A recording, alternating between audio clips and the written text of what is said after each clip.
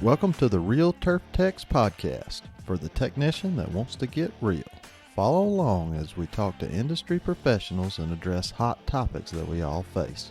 Along the way, we'll learn tips and tricks. I'm your host, Trent Manning. Let's have some fun. Welcome to the Real Turf Techs podcast, episode 144.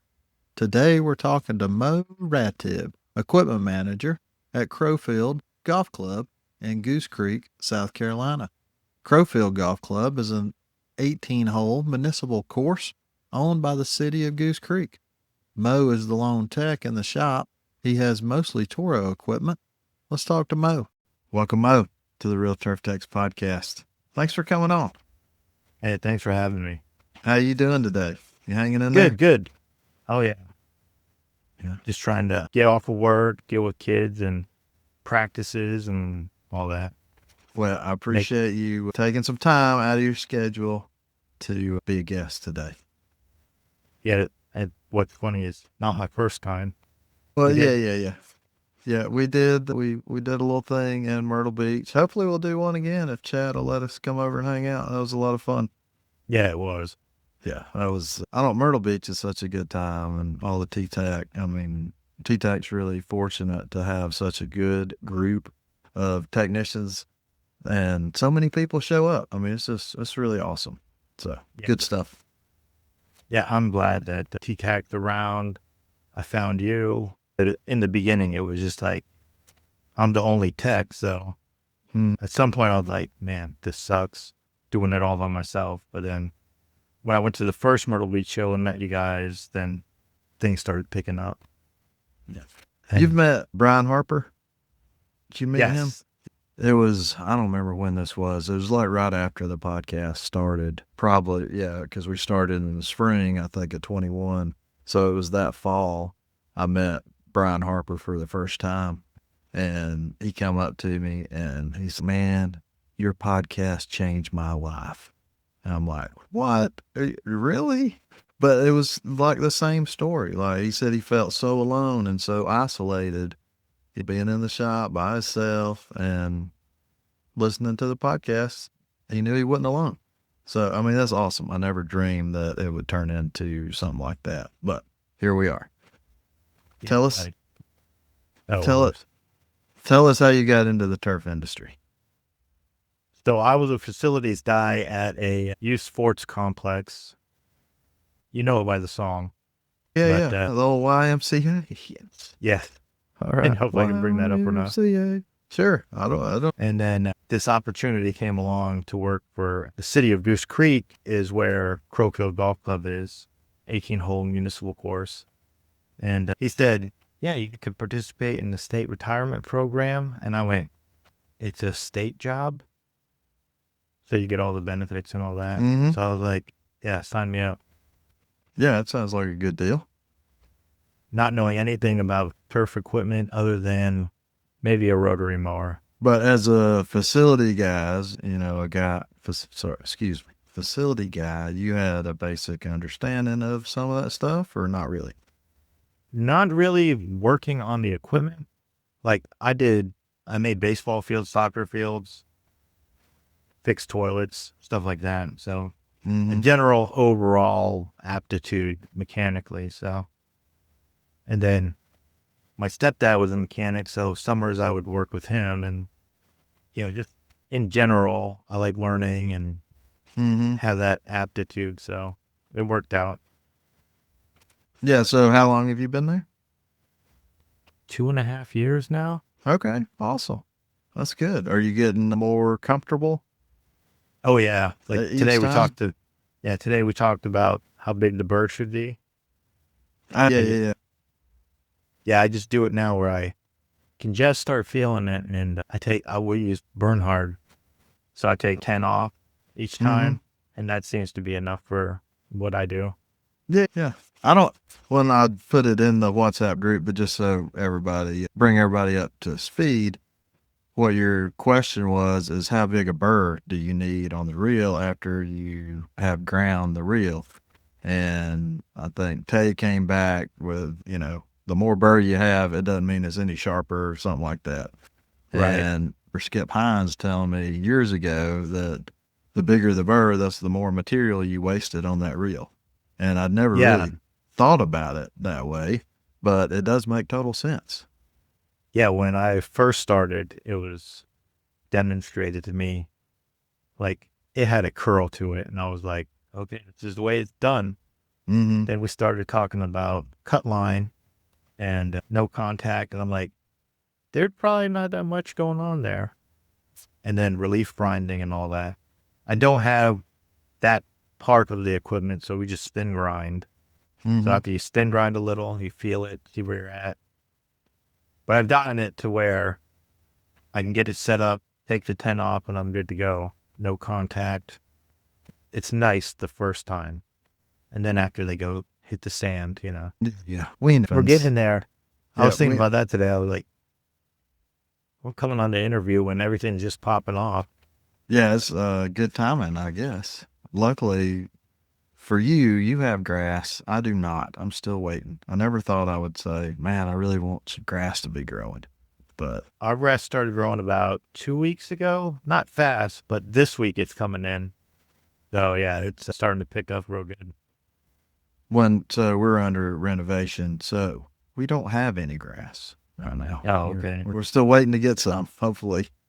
Yeah, most of our course is Bermuda, so it's for this area a good choice. Yeah. Well, and even for us, we had, and we'll have again Bermuda greens, Bermuda rough, but we're going Georgia fairways. So that'll be a little bit of learning curve for me, but I do have Georgia fairways at the other course that I'm not at all the time. So I got a good resource down there. Joel's got it figured out how to make 15 to 16 cuts on Georgia fairways in between grinds. And it took a long time to figure that out. Yeah, after last year and getting pretty decent with the grind, my fairway units, when I went to go check them, I don't know, March, see where they were at, they were still cut in paper. Wow, okay. That's good. So I was like, okay, I guess we're moving in the right direction. Yeah, nothing wrong with that. Well, what's your least favorite part of the job? Is it sand? No, you need that for the grass to grow good. Well, but least favorite, I don't know. It's a job, and you know there's going to be okay things to do and not okay things to do. Oh, least favorite, I do have one. The decaying dead animals you got to pick up off the course. Not my. No. Yeah. You can't find someone else to do that? That falls under your equipment manager?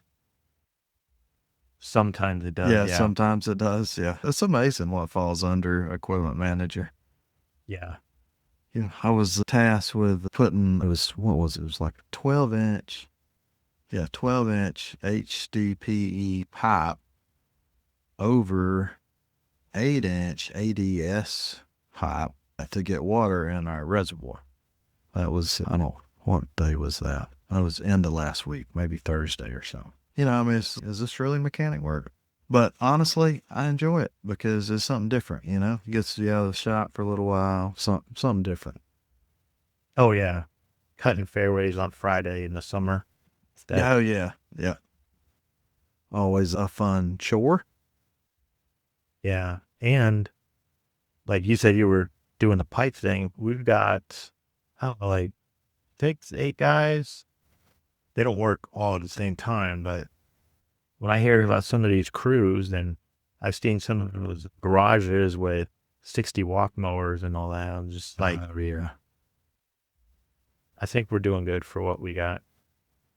Yeah, no, it's crazy. There's definitely some high-level operations like TPC Sawgrass, where they have the players. It's a machine down there. The amount of equipment they have in their shop, I mean, it's crazy. All the walk mowers they have. Yeah, I don't see how they do it. And, I mean, they never slow down either. I mean, there is not an off season in Florida. All those guys in Florida, just wide open. Why don't, yeah, I seen John Michael was talking about they're getting ready to shut it down, for the summer. Well, that might be nice. But then they're doing all their aerification and, verticut and top dressing and all that stuff. So I don't think it's much of a break for those guys. They might not have golfers on the course, but Yeah, they're out there doing work. yep, they're staying busy. Tell us what your favorite tool is. Probably the internet, as far as using it as a tool. Yep. I'm an information guy, so, I use it to, look up diagrams and parts and crossovers and all that stuff. And then, social media, meeting you guys, that has been immensely helpful. And then I do appreciate a good sharp blade. I'm surprised at how many times throughout the day you have to cut something or scrape something off. Yeah. Yep. Always. Do you have a particular blade that you carry? What? I got a new Cutco folding knife. I saw it and I was like, I've got Cutco in my kitchen, lifetime warranty. I mean, how come they don't have a pocket knife that is out there? Everybody talks about the different brands and Gerber, Benchmade, and all that good stuff. Cutco is just cream of the crop to me. Okay. So you've been happy with it? Oh, yeah. The other day, I had to fix a deadbolt with it. It was getting stuck because the bolt was running up against the hole in the. So I just carved it with the knife and carved out the hole. Works perfect. Nice. Yep. It's amazing. And I didn't break the tip off, so. Amazing everything that a pocket knife can be used for when you put your mind to it. All the gadgets and stuff that we talk about and, just mechanic gearhead guys in general, all those things that you can have $1 million worth of stuff that you might use at one time, but it makes your life easy. But what I really like about the tools is like a cheater bar, for example. This could be a pipe on the end of your ratchet, and it gives you superhuman strength, and you feel like a genius being able to use it. Yeah, and if that's not enough leverage, you can take a pry bar and stick it in that piece of pipe that you got your ratchet and really try to break something. You never know. And if you have a snap-on one and you do break it, you were prying something with it. Yes, but they don't care. You can just take it back to the truck, and there you go. They'll fix it right up for you. I mean, and yeah, I won't get started. Snap-on's very expensive, but I am a Snap-on guy. I like my Snap-on stuff. I'm a Craftsman guy. Back when Sears was around, my stepdad used to take broken sockets and stuff, walk right into the Sears, and they were like, okay, just go get you one. Yep. No, and I mean, there's nothing wrong with the Craftsman, but the issue that I had was, like, I had a ratchet one time that broke, and I took it into Sears, and they didn't have that exact model ratchet. So they're like, sorry for your luck. Try to come back sometime. And really? Yeah. And I'm like, okay, this is not really what all it's cracked up to be. But yeah, I mean, I've got sockets changed out and that kind of stuff. And I'm sure now, I don't know if you just mail it in since there's no more Sears around. I don't know what the No, you go to Lowe's. Oh, you can get it done at Lowe's now? Okay, nice. Awesome. That's good stuff.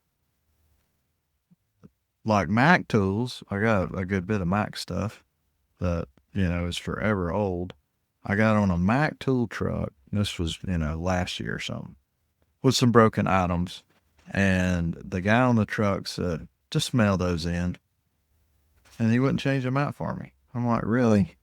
That's pretty low. And I mean, it wasn't like oddball stuff. I mean, it was, sockets that he should have had on his truck, but he didn't want to mess with it. So there's a lot to be said for your dealer too. Yes. What do you do to relax or find your balance? I like to take long walks in the woods.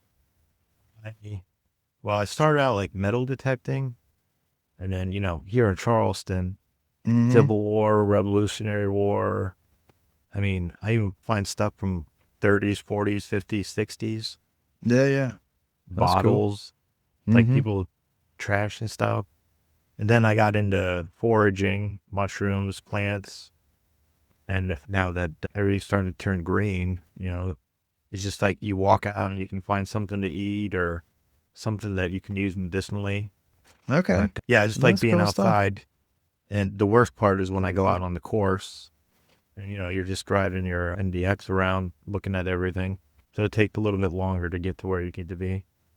No, well, yeah, you gotta check it out. See what else you can find. Nothing wrong with that. That's good. I don't. How bad are the mosquitoes in Charleston? August is Okay, horrible. August is the month I don't want to be there. Yeah. The bugs are starting to come out now, but they're not too bad yet. But Okay. on the beach, the no-see-ums, Oh it yeah, doesn't yeah, matter. yeah. Yeah. No see-ums. Yeah. Is there a good time of year for no see-ums? No, December, December. Okay, is about the only time. January. Yeah. Why don't so Kelly and I were there last November, and it was really nice weather Yeah, no, wise, and yeah, the bugs were not bad. I mean, and it was right at Thanksgiving too, so that's almost December. It was beautiful. yeah, it's still good up until the end of December. And in January, it starts getting cold. January, Mm, February, March, and April are still chilly, but not freezing. yeah, yeah, yeah. Now, Been, yeah, it's beautiful. what's been one of your biggest challenges? My biggest challenge in life in general, time management, trying to Okay. do everything. That 2 kids, they do their sports. My Mm-hmm. wife does sports. We both coach at various times of the year. Okay. I like being outdoors, so I try to do that, get some exercise that way. Mm, Yeah, just doing everything. It's that I'm at that point in my life where it's going. that's good. Yeah, yeah, yeah. No downtime, not getting No, bored, very any of little. that Yeah. stuff. What's one of the strangest things you've seen out there on the course? When I first started watching them cut the grass in the dark with the little headlamps, Oh yeah. I'm like, how do you know that you're cutting it the Mm-hmm. way it's supposed to be? Yeah, when you watch golf on TV, everything is smooth and flat and Mm-hmm. perfect. They can figure it out somehow. Yeah, it's funny. I remember so, and this was early on in my career at the golf course, but I think it was '95. So, like the year I started, that fall we had the Nike Tour Championship, which is kind of like minor league of the PTA. I don't even know what it is now. I guess it's Corn Ferry now, but back then it was the Nike Tour. So anyway, this guy, we had bent grass greens and we had a fringe. So a fringe is a cut just a little higher around the perimeter of the green. And this guy was mowing and he was definitely the really nervous type. And I'm holding a flashlight walking next to him because we don't have lights on the mowers, any of that stuff. And he's like, man, don't let me scalp the fringe. Don't let me scalp the fringe. And he said that every pass for all 5 greens. And I'm like, dude, it's going to be okay. I got you. It's going to be all right. But yeah, just his stress level of mowing the fringe. I don't know why. It made me think of that. Fun Oh, yeah. times. Some of those operators, they're anxious like that and they're stressful and whatever. And then you get that guy in the crew that doesn't care and just will cut a stripe right through the rough. Yeah, yeah, definitely that happened. One of the funniest things, I need to get the picture, and I don't know if, I think I might have shared it on Twitter back in the day because it's been a bunch of years ago. But an operator was mowing 4 green, and 4 green to the left side of the green, there's a river. And the mower was going on the green. It went, I think, trying to remember. Yeah, we had a collar, so it went straight through the collar, straight through the rough, down. Oh, it didn't quite go in the river, but close. And it got hung up. So it's like, what is this operator doing? And this was, yeah, before the bail system. So, operator presence and all that stuff. So I think he just let go. I don't know if he was on his phone or what, but he just kept going. Yeah. Yeah. I mean, there's nothing you can do thanks. after that. No. Well, do you have a mentor in the industry? Somebody you look up to? You got a bunch of mentors? Everybody in the WhatsApp group? Yeah, all you guys. I mean, as far as like the mechanicking, wrenching, probably my stepdad is my biggest influence. You know, working with him in the summer, you know, during high school, really paid off for, you know, one of those things I didn't know would pop up again in my life. When he's like, boy, you need to stay in school if you're not doing this when you're my age. But here I am, almost his age. That's funny how that works out. But yeah, so I'm assuming he was pretty handy. Did he work on cars or? Yeah, he was the auto mechanic for 50 years. Oh, wow. Okay. Yeah. Well, I you're a remember him being natural like then. 65 under a car, one-handing a transmission, trying to line it up. And I'm just like, this is nuts. I'm in my mid-20s. And I'm like, I don't even think I can do that. That's cool, though. Yeah. Good stuff. But yeah, as far as mentor, like all you guys, like you've been doing it forever. And John Borsos. Yeah. He reminded me of a buddy of mine that, you know, all the car work that he does and everything. And Kayla and her safety talks. Yep. Safety first. No, that's good stuff. Yeah, John's something else because, I mean, at the course all day long, and then he goes home and he just keeps doing it. He can't get enough, I guess. But taught himself body work. I mean, it's pretty impressive. And I do think that's another fun aspect when you kind of go down different rabbit holes, whether it's, auto body or cutting units, whatever it is, wherever your passion leads you. Oh, yeah. And you start learning new things, and it makes it interesting. Keeps it fun anyway. Yeah, for me lately, it's just been getting into the plant aspect. You know, just being in Charleston is a tropical, subtropical area, and just all the plants and native stuff, and trying to be healthier in general. Like, more plants in you, the better, right? Yeah. What would be your dream job or opportunity?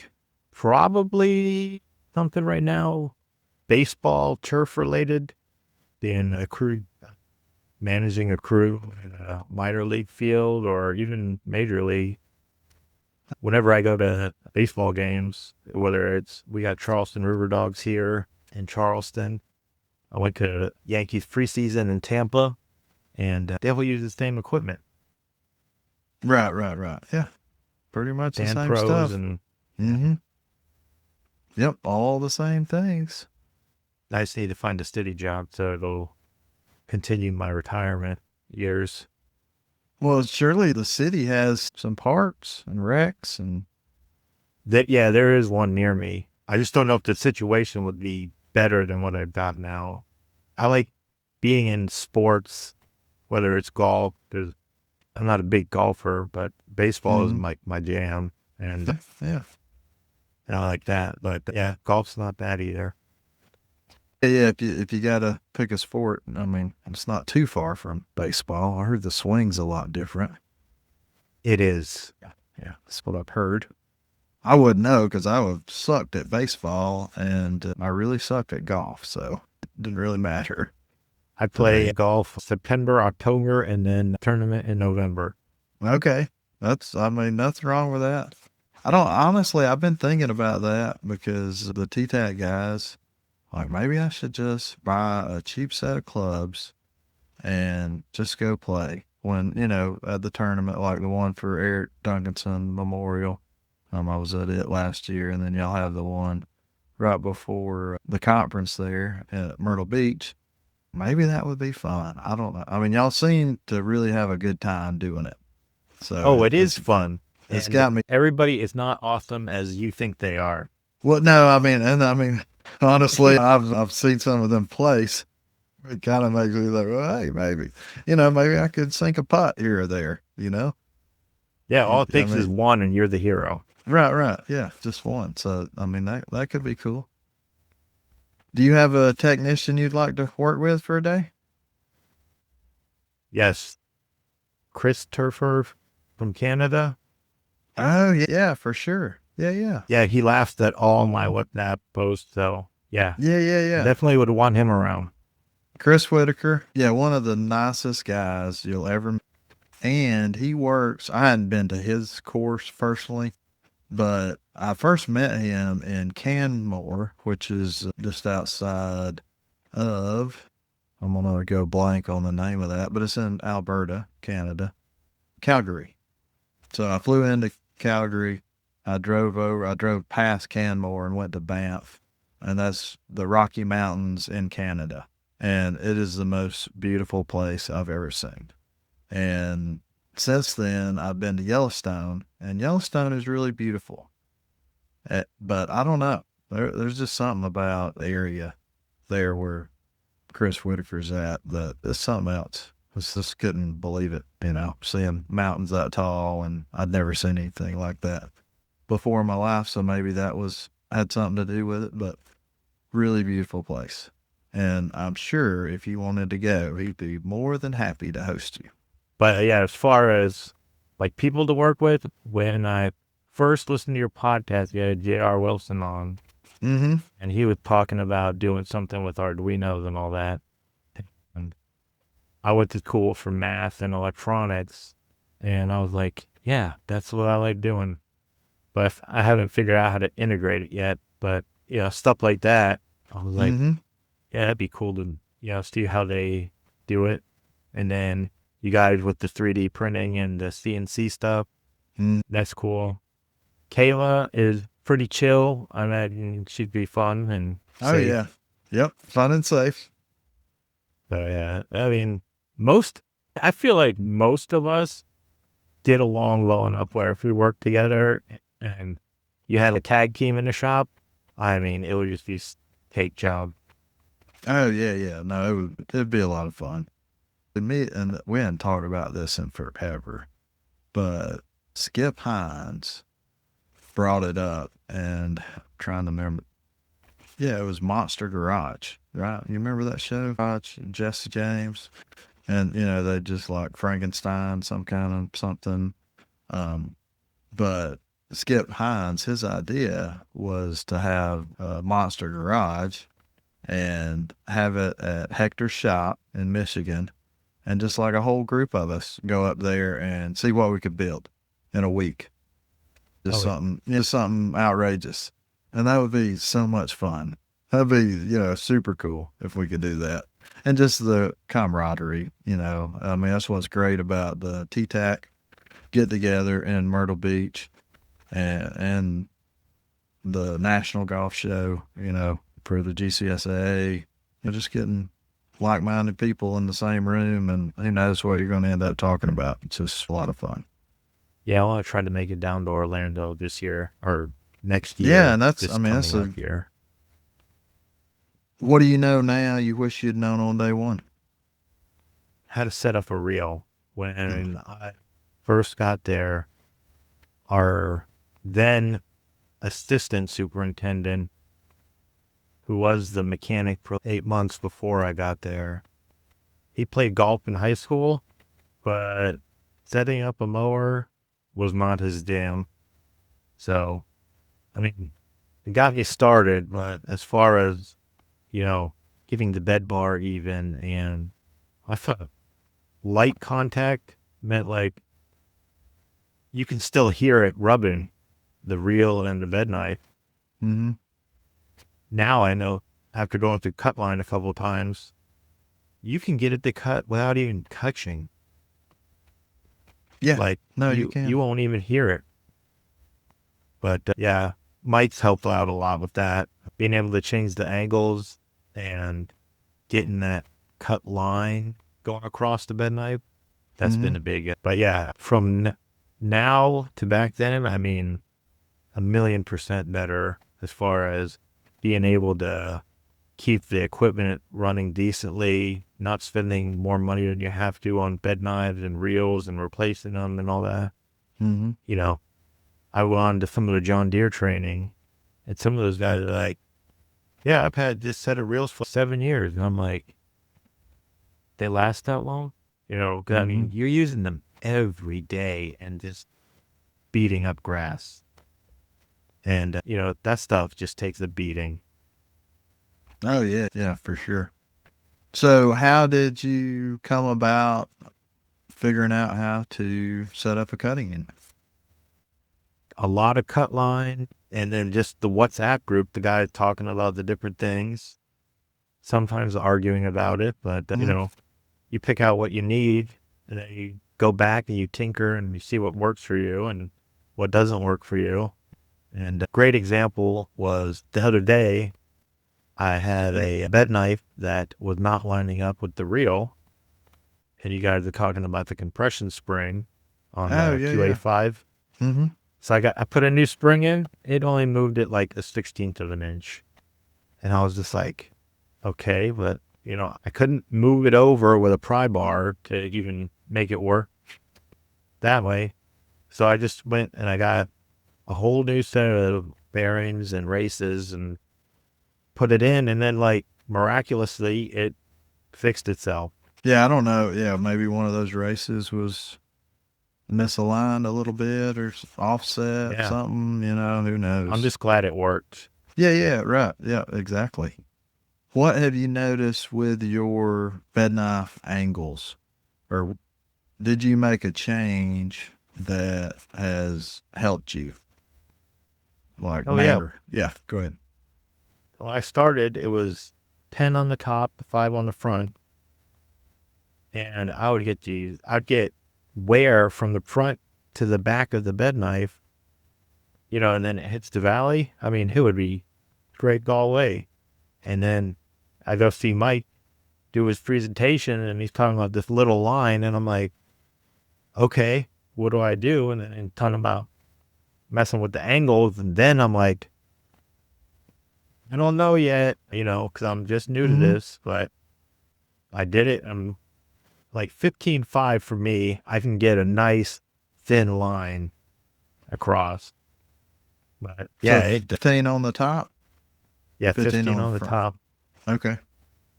Yeah, 5 on the front. So it's steeper down than it is on the front. Yeah, yeah.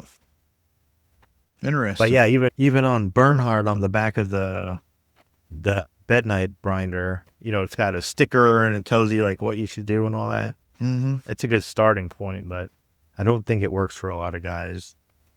So Yeah. you have to be able to take that leap of faith and try something new. Yeah. Yeah. And I mean, I think that's the way we learn, right? Is we try it and it either works or it doesn't. Or maybe we have the same result.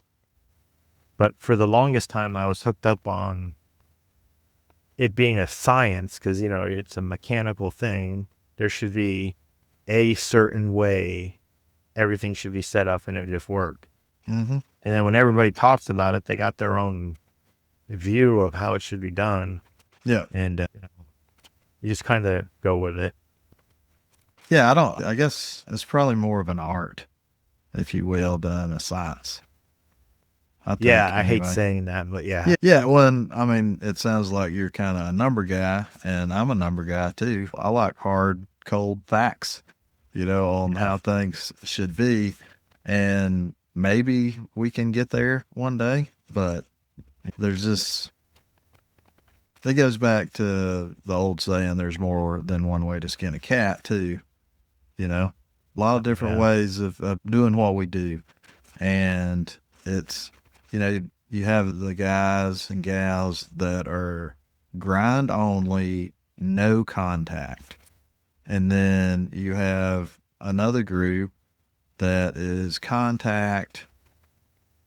They grind, they relief grind, and they lap. And some of them lap daily, or not daily, but every time they cut. Oh, yeah. And they're both able to put out a really good product. So it isn't like you can say, well, that group is wrong. They're doing it wrong. But there is people in the industry that like to say that or like to think that. If you don't do it like me, Mo, you're doing it wrong. And you say that. I've seen them say it directly. Well, right, yeah. People get pretty passionate about these things. But I'm in the camp of if it works for you, just keep doing it. Yeah, that falls under the category of giving yourself grace. I mean, if it works for you, great. If I try something and it doesn't work, which happens a lot in life in general, you just gotta, not be so hard on yourself. Just like you talked about, the operator that was anxious about cutting the grass. He just wants to do a good job. Well, right. Yep. And, as long as you talk nice to the grass, it'll come back. Yes. Just gotta sweet talk it, and it'll come right back around.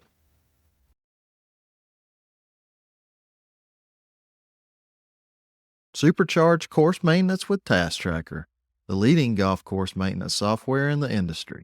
Built for precision and efficiency, Task Tracker simplifies daily operations, optimizes water usage, and keeps your team on track. With real-time updates and streamlined workflows, it's the essential tool for modern superintendents. Learn more at www.clubessentials.com/task tracker. Let's get back to the episode. Get ready for tips and tricks. Let's do some tips and tricks. What tips and tricks you want to share with us? Tips and tricks. Where did I wrote them down?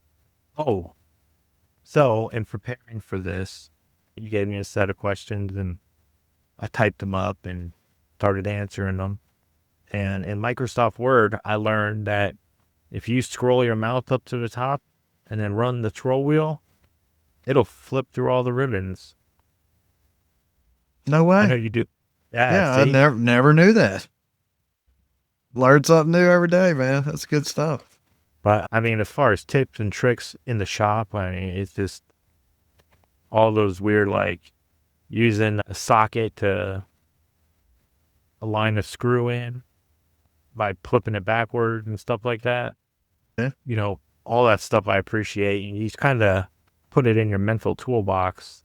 There's just so many that it's hard to pick one that's your favorite to talk about. Well, but it makes life easier. We can talk about as many as you want. Seriously. But yeah, that one really stood out when I was doing this. I was like, you can do that. Right. One of my favorite shortcuts on the keyboard is Control-Shift-V. Control-V is paste. But in Google, if you're in a Google Doc or a Google Sheet, you do Control-Shift-V, and it only pastes the text, not the format. Because sometimes if you copy something, off a website or whatever, it's in whatever format, and you don't want to copy that or I don't want to copy that into my spreadsheet because it really drives me crazy if all my fonts aren't the same. Yeah. We all got these weird quirks, right? And just being vulnerable with you and the listeners. I like all my fonts and the sizes the same in my spreadsheets. And another kit, I was using Word a lot this morning. The Windows key and period, you can put emojis in your text now. Oh, that's a hot tip there. Yeah. Never would have guessed. Yeah. But yeah, that was because I was on the computer a lot longer than I wanted to be this morning. I'm sorry. The podcast forced you to be on the computer more than you wanted to, but hey, at least you pick up some new tricks there. Yeah. It's good stuff. But yeah, it's the tips and tricks are those things that you pick up, throughout your years of being on this planet, whether it's working or living or, those life hacks, those are great too. Yes. Yeah. Got to have some of those. Well, let's talk about some mental health and you said physical well-being, I think. Yeah. So I guess my first peak hack, Tim Krieger comes up and he's talking about his heart attack, Okay. That's his thing. And then I guess 2 Christmases ago now, Michael Henderson from Pebble Beach he kind of put it out there. Yeah. And I think that really kicked it off for the group. Like, all the guys were, once you get to a certain age, you've had people die and weird stuff happen to you and you made bad decisions. And yeah, some people get in a bad way. You just got to work through it. But being mentally healthy and physically healthy, it puts you in a lot better position to deal with adversity, where you'll get through it, things like that. And the longer you live, the more something horrible is going to happen in your life that you're going to have to deal with. Yeah, for sure. No, it's tough. It is. Life's tough. Life's hard. Yeah. And we work in the sports industry, so it's entertainment. And people are so wound up about doing a job of, I don't want to say it's just cutting grass, but you're trying to provide the best product for the people playing. And yeah, things aren't going to work go your way all the time. So you just have to chalk it up, fix it, and move on. That's, I think, a lot easier said than done, depending on, where you're at, mentally and physically. And it's tough. I think another thing that you're kind of leading to there is, I think they kind of work hand in hand. They do. I mean, the better you feel physically, mentally, you're going to feel better. Yeah, for sure. Well, and so the episode that just dropped, David Gummo, was basically talking about that, because he was super depressed. He was way overweight and he was depressed, so he would eat, and I mean, it was just kept never ending circle. And I've noticed, if I do set aside some time and go for a walk, normally outside, in the woods, like you're saying, somewhere, and, just get some exercise. I mean, that helps. And, I'm not the best at eating the right foods, but, the more I try and do lose a pound or two, I feel a whole lot better. Oh, yeah. So since the last time you saw me, I have lost about 30 pounds. Oh, wow. That's awesome. Congratulations. And what really ticked it off for me was this year I had to get a colonoscopy because I'm that old. Yep. And I was like, once you go through that, you're like, I'm clean. Got a clean slate here. And then that's when, spring started to roll around. So then you're thinking about gardening and vegetables and, doing all that and getting out. And I started eating a lot better, talking about, eating. And I'll have a confession. I haven't listened to the last couple podcasts because I didn't want to have that influence my talk with you. No, it's all good, man. Yeah, it's all good. But I mean, that kind of stuff is, it falls under addiction. And I mean, it tastes so good. Food tastes good. Oh, yeah. I love me some food. Yeah. And I love to eat. There's come to the point where it starts affecting you adversely and you're just like, I got to do something. And I've been lucky that with my position that we get real good health benefits and all that it's provided me the tools to be better in that way. Because I know it's hard. Yeah, definitely hard. But it's just, hearing everybody talk about, their struggles at one point, or whether it's at work or family or, something that they're willing to share, you just realize that everybody's human. And, you just had to be, I guess, nice to each other, more community. Myrtle Beach is a great opportunity for, in short, I guess, fellowship. Yeah, you said, it's just, I don't know, like, a lot of us are introvert in our personalities in general. So just to be around a bunch of people that are, like you, that really helps a lot. Yeah, for sure. You're not alone. Yeah. And the big thing for me is, I'm older now, and seeing some of these young guys go through some of that stuff, you're like, just hang on, bud. Yeah. Yep. Because you never know when it's going to affect you either. Right. I mean, for me, I was, and not that I'd been like perfect mental mindset. I was way far from it, but I didn't realize I was struggling until, let's see, probably 8 years ago, 9 years ago, something like that. It was like, I kind of hit rock bottom, and I'm like, okay, I got to do something. So I did a little something and rocked on for a while, and then I'm like, nah, this still isn't right. You know what I mean? It's life's a journey, right? Yeah. And it's full of ups and downs, and we all know that. But it's one thing to know it, and I think it's another thing to be able to really think about it and process. Well, this is just a low point, or this is a high point.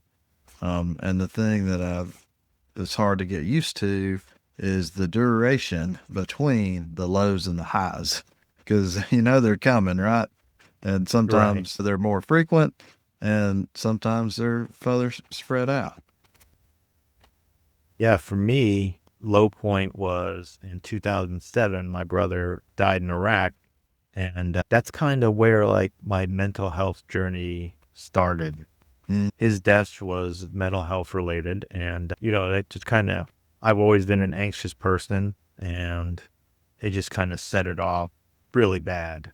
And then you're talking about weight. I got up to 300 pounds, and that was ridiculous. But going to therapy, working it out, now that I've got kids on my own, you pay attention to that a lot more. My daughter, smart kid, good athlete, she's got ADHD, and man, she can't get out of her way sometimes. But, luckily my wife and I are able to provide or have access to the resources to help her. She's 12/13, 21. Right. And, they know everything. Yep. But yeah, it's just, to be able to provide for your kids in a way that you feel is well enough, that makes you feel better. Where I know a lot of people struggle with, it might not be financially or just, in the relationships with their kids. And yes, kids are tough to deal with sometimes, but everybody is dealing with everything all at the same time. Yeah. Well, I think some of it too, one thing I think about when you're talking about that is, and for me anyway, is breaking the cycle of dysfunction, which I grew up with a lot of dysfunction.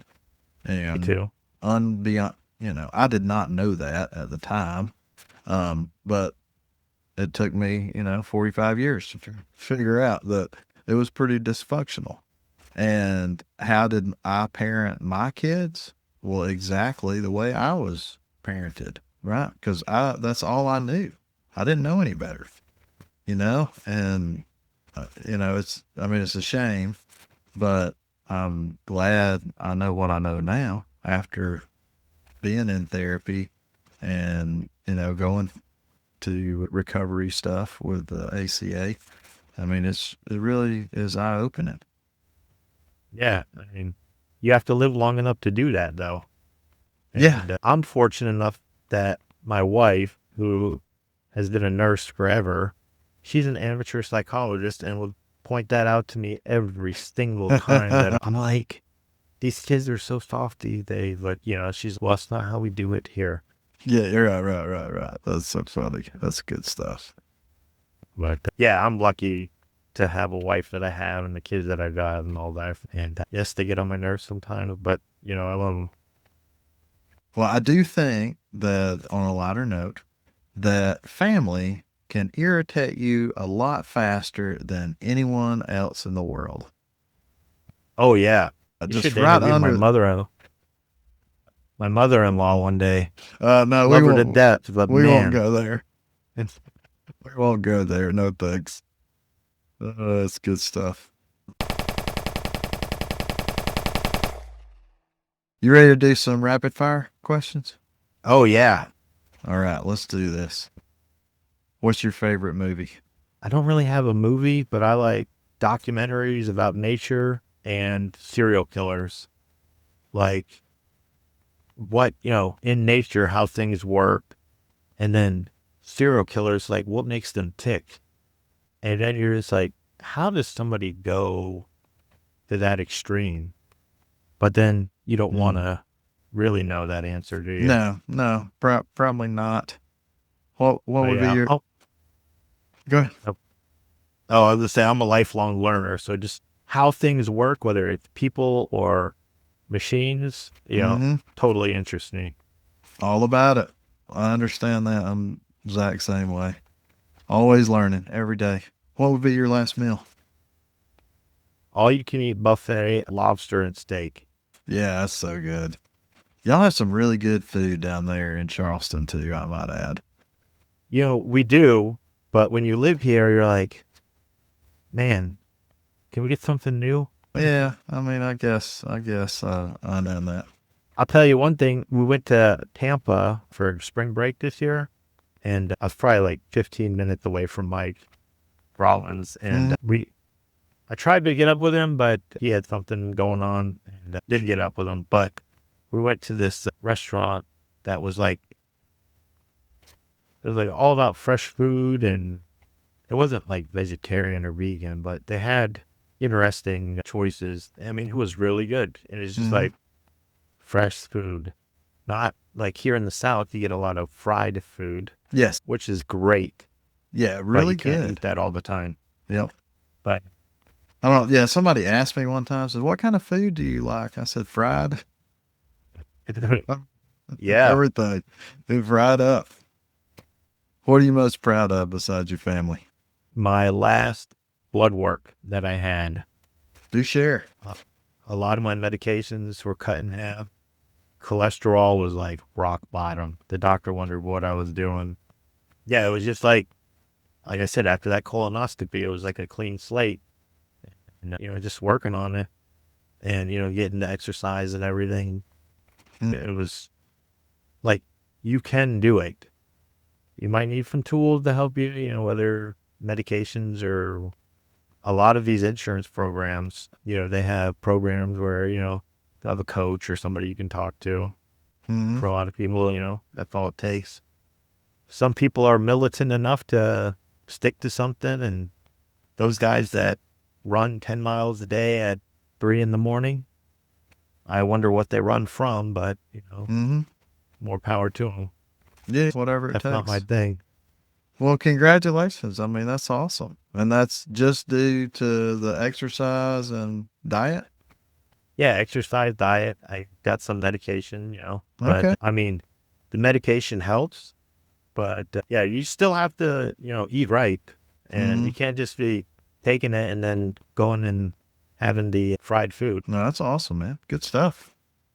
Well, thank you so much for being a guest. I've thoroughly enjoyed this. You got any last remarks? No, I'm just like, it took about 2 years to get here. And when you asked me to be on, I was like, all right, finally I made it. No, that's awesome, man. Yeah, I kind of feel bad. You've been in the WhatsApp group so long and I hadn't reached out, but here we are. You've always said if you want to be on, and I'm like, oh, what I have to offer, but with the mental health thing coming up so much, the young guys, just hang in there. It gets better. The older guys, be better. You'll be better. Yeah. Try to do a little exercise. Doing better in general for everyone always helps. Yeah. And the WhatsApp group is great for, just getting together and the camaraderie and everything. Yeah, no, it's been way better than I ever imagined. Our community, the Real Turf Tech community and the WhatsApp group and all that stuff. I never dreamed that they would turn into what it has, but I'm glad it has, and I'm glad we're here. And if there is anybody that would like to be a guest, don't hesitate. You can do it. Mo just did it. you can do it too. Yeah. Right? I mean, but I understand it's way out of most people's comfort zone, including me, including mine. 3 years ago, I was nervous as a cat on a tin roof, right? Doing this. But here we are. The more you get out of your comfort zone, the easier it becomes. Yeah, the more you'll grow. Man, we all appreciate what you've done for this group. Oh, thanks. Yeah, no, I do it for the group, that's what it's about. It's about the people. Well, thank you. I hope you have a good evening, and we'll see you around in the WhatsApp group. All right, you too, Trenton. It was great being on.